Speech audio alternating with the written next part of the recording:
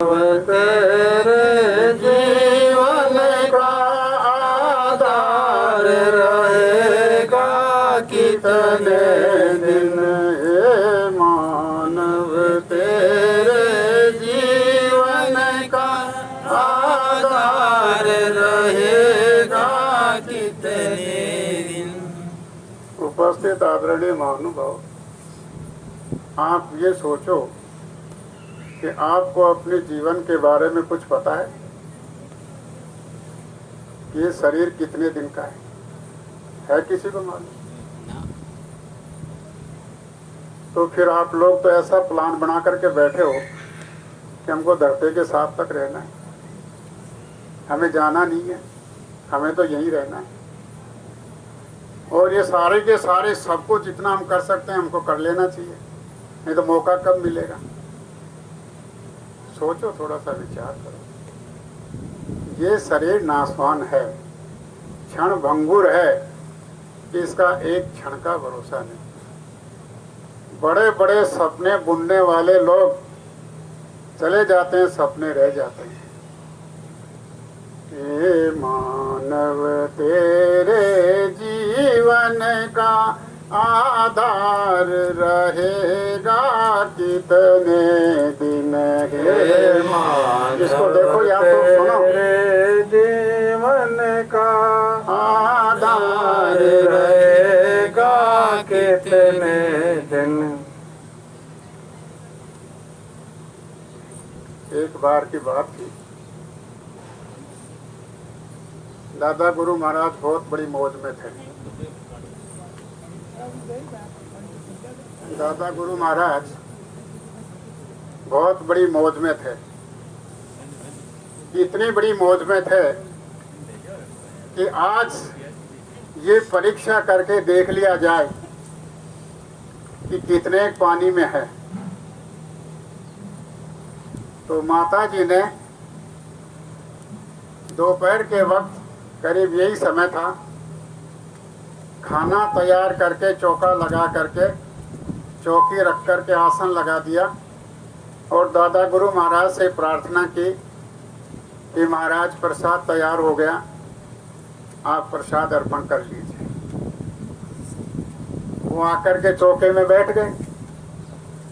चौके में बैठने के बाद में गुरु महाराज जो ये तस्वीर में आप लोग देख रहे हो, ये उस वक्त वहीं पर थे।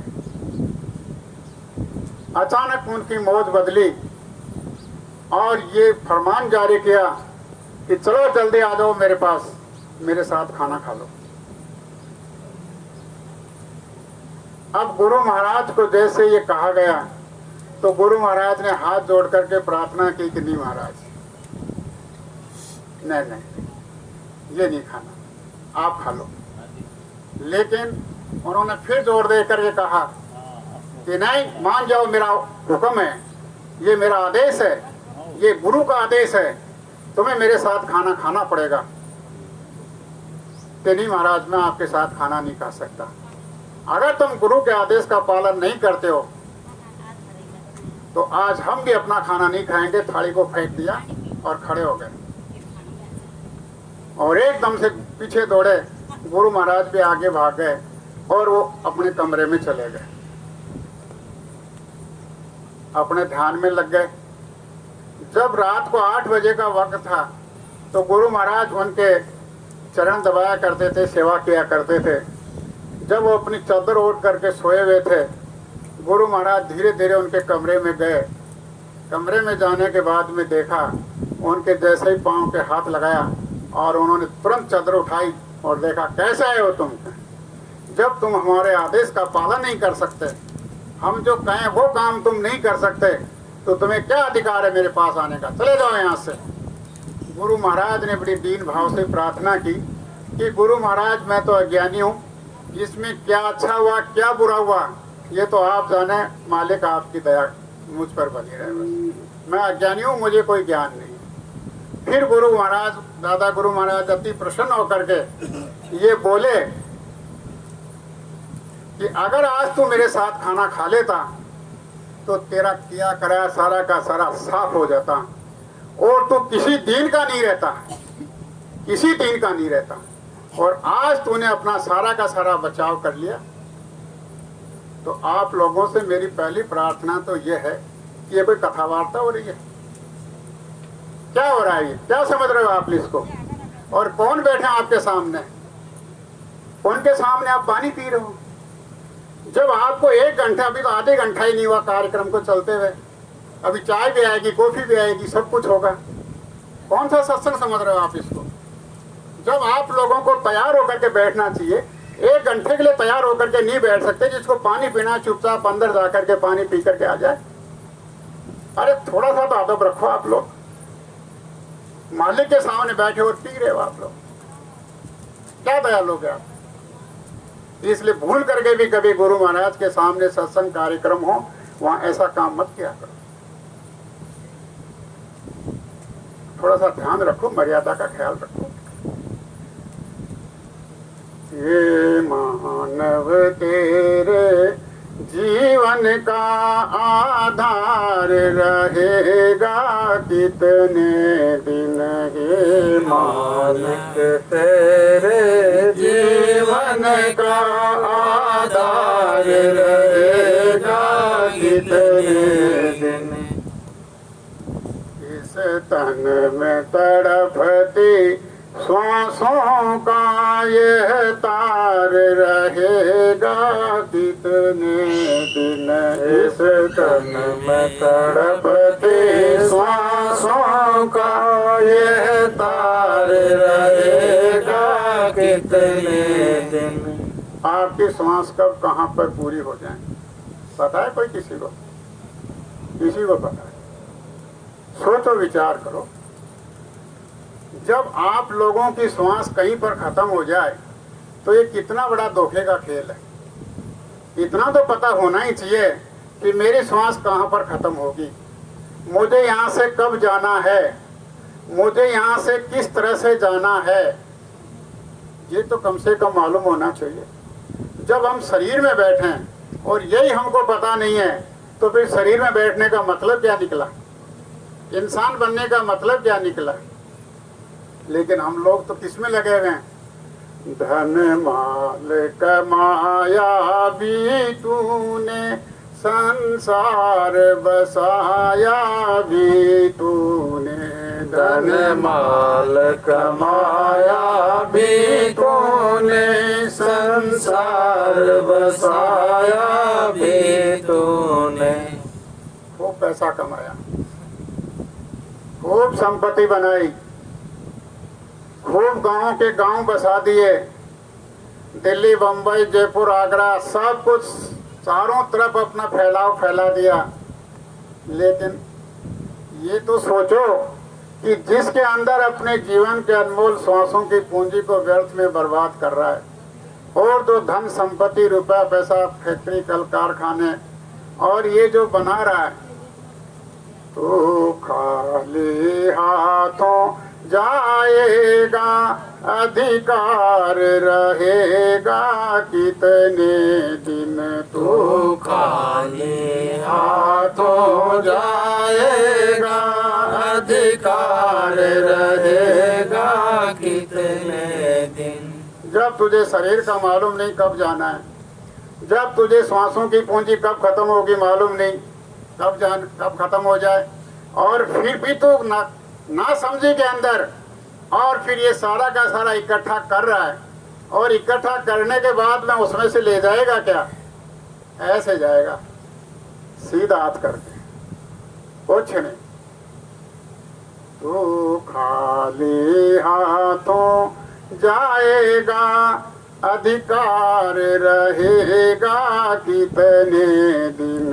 तू खाली हाथों जाएगा, अधिकार रहेगा कितने दिन। जब तुझे अपना पता ही नहीं है तो तेरा अधिकार कितने दिन का उस पर? कुछ नहीं। फिर जब धन संपत्ति हो जाती है, आगे पीछे 150 आदमी चलते हैं, 2-4 लठबाज चलते हैं, 3-4 घोड़ीबाज चलते हैं, और फिर उसकी चाल देखिए आप, उसकी चाल ढाल देखिए, उसको चलना देखिए।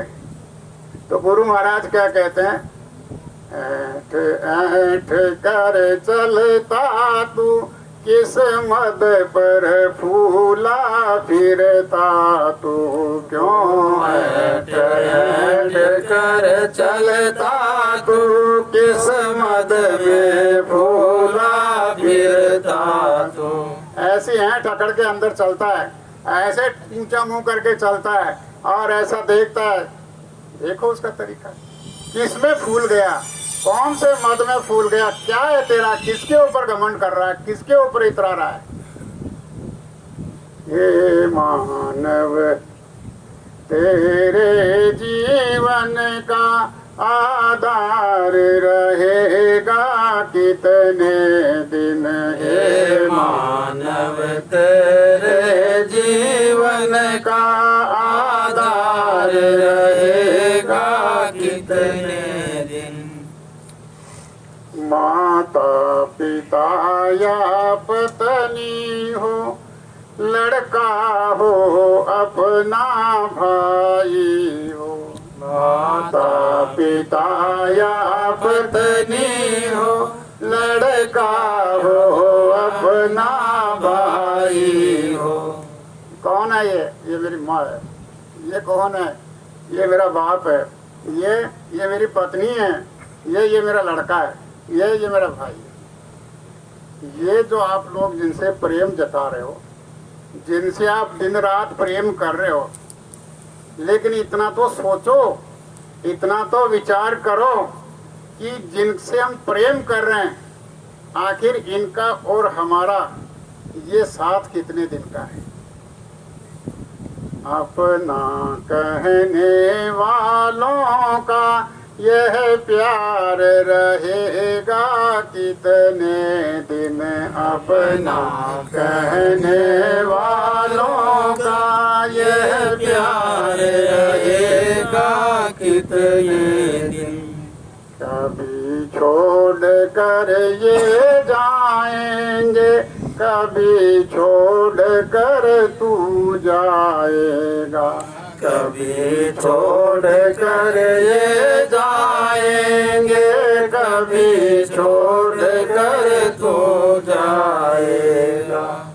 न तो वो यहाँ रहने वाले हैं, ना वो खुद यहाँ रहने वाला है। जाना सबको है, जाएंगे कब ये कोई किसी को पता नहीं।